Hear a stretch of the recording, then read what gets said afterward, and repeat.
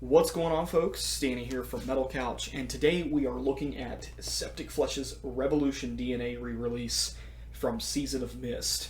This has been something that has been requested on my channel a few times by the same user. Sorry, I can't remember what your name is off the top of my head, but every time I bring up Septicflesh or review one of their albums or a re-release, they're like, man, I'm really hoping for Revolution DNA. Well, here it is for the first time on vinyl, and to celebrate this, I picked up the limited edition metallic silver vinyl, which I think is limited to 200, if I remember correctly, which is really weird because my first disc is it's all silver, and I was just expecting a flat silver, but it kind of has this weird swirl effect in the middle of it.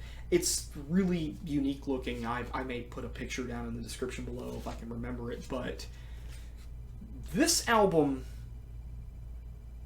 other than the fact that it was its first time released on vinyl and the fact that I enjoy the band so much, I was conflicted as to whether or not I wanted to buy it because of many reasons. Some of those reasons being that Season of Mist's remasters of Septicflesh's albums have been subpar. I've had a CD and vinyl release of Mystic Places of Dawn, and it's just a really bad remaster. The bonus tracks were a nice touch to kind of have demos and things like that included, and that's the primary reason why I bought these albums in the first place. But then, getting into my vinyl remaster of Ophidian Wheel and A Fallen Temple, I eventually got rid of those. Mostly because of the fact that, and I've reviewed some of them before, there is a label called The Crypt, and they are making these weird reissues of their albums. Like I've got Communion sitting over there. I've got their Mystic Places of Dawn re-release over there, and those are far superior releases. Now you are going to pay a little bit more for them. They're the original masters just put to vinyl, and they're officially licensed by the band, so it makes me wonder why they even went with Season of Mist in the first place, I guess other than the fact that they're the label. But in the past, the masters that you could find on CD, digitally, or vinyl have been subpar. With Revolution DNA, though, I think Season of Mist finally got their shit together, because all of the problems I had with the previous re-releases are absent from this vinyl release of DNA. First thing that I noticed right off the bat is comparing the original to the remaster. When I popped open the opening track, Science, my original, I think I got like a Japanese release on CD somewhere in storage. It's the one that I originally used to review this album back in the Subsist 68 days. The guitar tone on Science, the lead tone is slightly diminished, but only on that track. And then with the bonus tracks, which really aren't bonus because they've been released before, there is a French version of Telescope, which you can buy digitally. You can find it on Amazon, iTunes, whatever, before this was even released. Something that I don't really remember from that release is that listening to that bonus track, there are entire guitar tracks just missing from the song.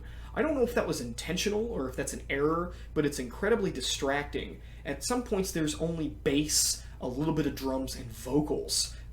Guitar tracks, where did it go? I mean, Telescope is one of the songs on the album I actually enjoy, which segues into the fact that this is an album that I'm incredibly conflicted about. Previous work, A Fallen Temple, I thought was kind of a half and half mixed bag. Ophidian Wheel being fucking awesome, except for those weird synth orchestral interludes, which are completely out of place and take me out of the album. This album serves as a stepping stone into what I believe their best work was, and that was Sumerian Demons from 2003, another album that I have sitting over there, which was hard to find when I was looking for it, and now apparently it's everywhere. So this is one of those transitional albums. It's definitely one of its time, that time being the late 90s. Industrial metal was kind of taking over. Of course, they put some gothic elements into it that you could have found on A Fallen Temple, like with The Eldest Cosmonaut, or even Marble Smiling Face in some places. Great tracks can be found on this album, but you're also going to find heaping piles of shit. Like Android, for example, is fucking terrible. With that being said, two of the bonus tracks on here, I did know that they existed, but they weren't on my Japanese release, were The Thief of Innocence and Misery's King. These bonus tracks to me really weren't worth the price of me purchasing this. The Thief of Innocence, I believe I may have heard somewhere along the line, but Misery's King is just a piano-driven song with their clean vocalist going through, and I'm like, this isn't really Septicflesh at all. But then reading through the liner notes of this vinyl release and finding out like just how serious and sometimes arrogant that they take this album really confuses me. They really chastise fans of the band who don't really like this album in the liner notes. It's kind of funny. But as for the quality of the remaster, I think it's fine. Other than the first spot, the first track, Science, where I kind of thought, man, this guitar track kind of sounds slightly muted, and the French version of Telescope missing tracks completely. I'll have to go back and listen to a digital previous release version of the French Telescope and see if that was the case.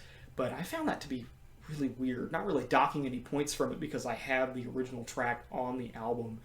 It's just, from a completionist perspective, this is a good release to have. If you are looking to complete your vinyl discography of them, you don't really have much of a choice because the Crypt doesn't have it on their list of what they're going to put out from the band, and Season of Mist is the only other label out there that carries them, so, well, maybe not. Sumerian Demons is on a weird Greek label.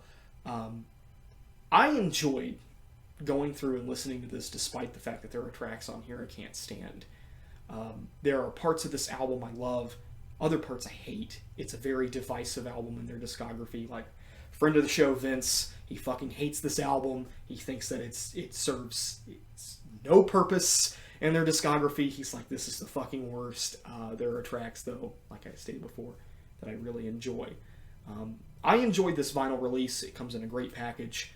The metallic silver vinyl, fucking cool.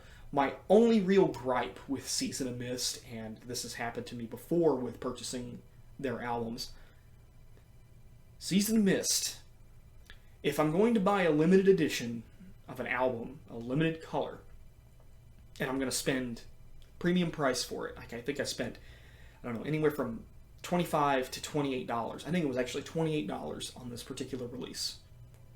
For the love of God, put a download card in there.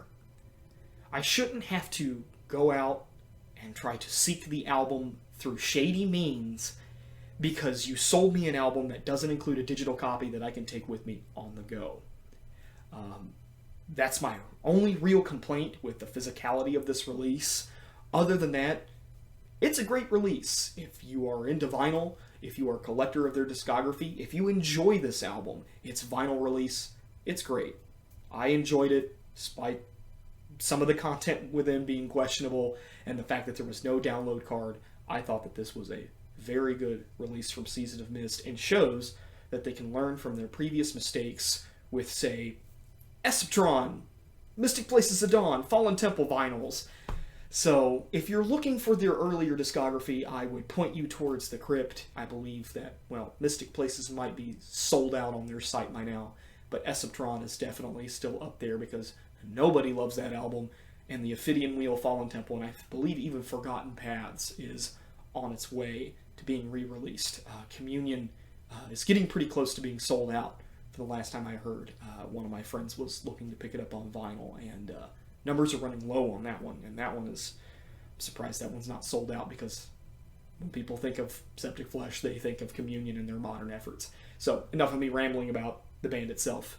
This is a good release. Not really going to give it a grade out of 10. I'm just going to say, hey, if you like this album or you're a completionist of their discography, I would recommend getting it, mostly because it's your only option if you want it on vinyl, is to get it through Season of Mist. So, I've gone on for way too long. I haven't been around really to review much this year, so I hope you enjoyed this review.